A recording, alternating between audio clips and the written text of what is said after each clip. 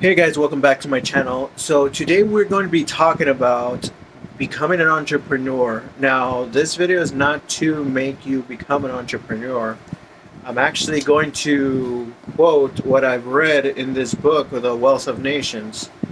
Now, when I heard about this book, what they told me was this is the book about capitalism.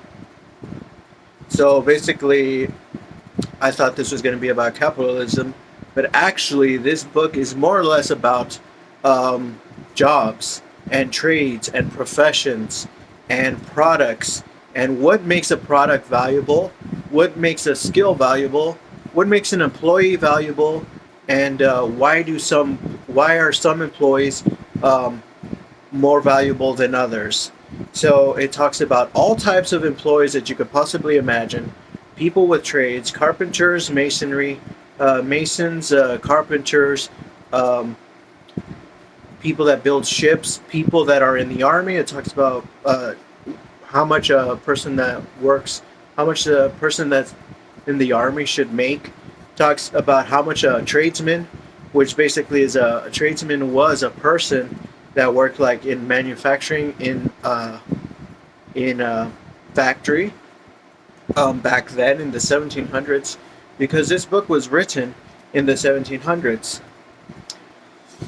So it talks about the wages of freemen, of free people, wages of masters, wages of lords, which lords or landlords were at the top of the pyramid.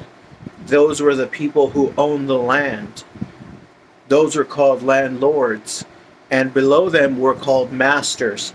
Masters were people that owned a bunch of employees, and yes, sometimes they owned slaves.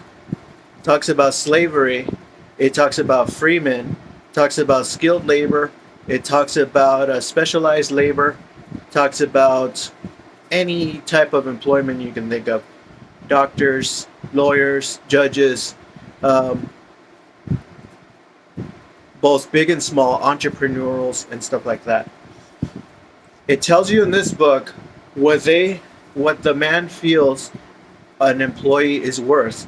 Now, a common laborer is at the bottom. Common laborer is paid the least, but at that time, common laborer was still getting paid a living. So that means that to today's standards, a common laborer, a person that works like in fast food, um, or someone that does works at Amazon or something like that, a common laborer, that person will be paid a living wage. So in today's standards, that person would be getting paid $45 an hour. Now, when it comes to tradesmen, they get paid a little bit more, and a tradesman at that standard was a person that actually worked at making things that were tradable, like pins, um, bricks, whatever you manufacture that you can trade at that time was called a trade. So let's say in today's standards you make stickers, or you make pins, or you make t-shirts. That is a trade. In that day, it was called a trade. Now it is not called a trade, because the name of a tradesman or of a trade is different now. An electrician is in a trade, a mechanic is in a trade, and also various other people are in trades. But actually, those are actually classified as skilled labor, and that has its different wages altogether.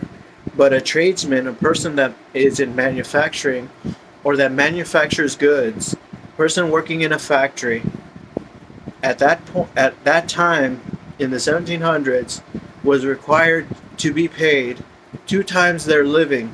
So in order to support a man, a wife, and 2 children, with the children having to work very little. So to today's standards, a tradesman, a person working in a factory, manufacturing things, should have been getting paid around $90 an hour. Now, back then they didn't have dollars. Oddly enough, in the 1700s, people were getting paid with shillings or pounds. I think probably shillings, but British shillings. They were using British money to pay people's wages in the United States. This man lived in the United States, but traveled all over, all over the world, or at least he knew about most of the world. It talks about trades and tariffs, and how important it is to have free trade. So, in this book, at this time in history, in the 1700s, probably the 1750s, I'm not sure exactly when it was written, but probably somewhere in the 1700s, they were already having trouble with slaves. It was cheaper to hire a free man than to hire a slave, because to maintain and operate a slave costs more money than to just pay a person $8 a day.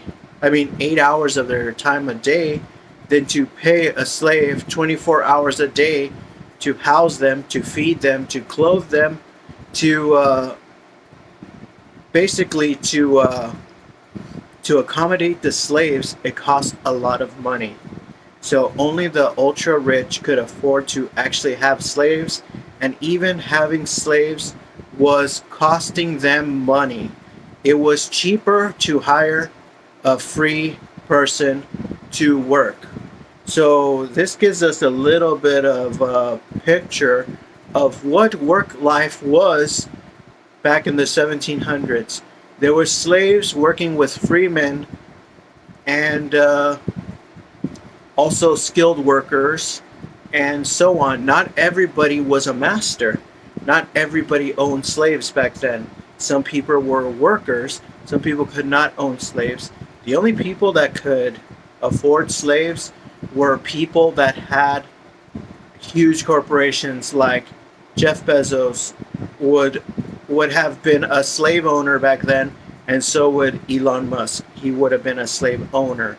And also the owners of Walmart, the owners of Target, the owners of these big corporations, those would have been called masters, and those masters would have owned slaves, which are now called employees.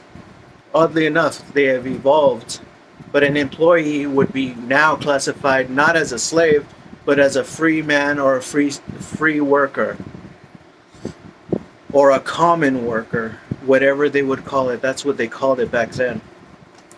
Well, going to the point, because I'm running out of time, in this book, it said eventually companies or masters will not be able to pay free laborers or afford free laborers to work for them. The cost will be too high. And I feel like we're entering that stage right now in this economy. And he said every single person is going to have no choice but to become an entrepreneur and work for themselves and develop a trade, manufacture their own goods, and sell their own goods to the public in order to sustain wealth in the nation. So basically, this guy right here is saying that we can't have employees forever, and a lot of the companies are moving towards automation, and automation is not going to free us from labor, because the money goes to the master or to the owner of the company, not to the public. So every single person is going to have to get into entrepreneurship, and they're going to have to use robots or some sort of electrical device to help them produce and manufacture goods. Basically, what this guy is saying is everybody's going to have to be an entrepreneur to make a living.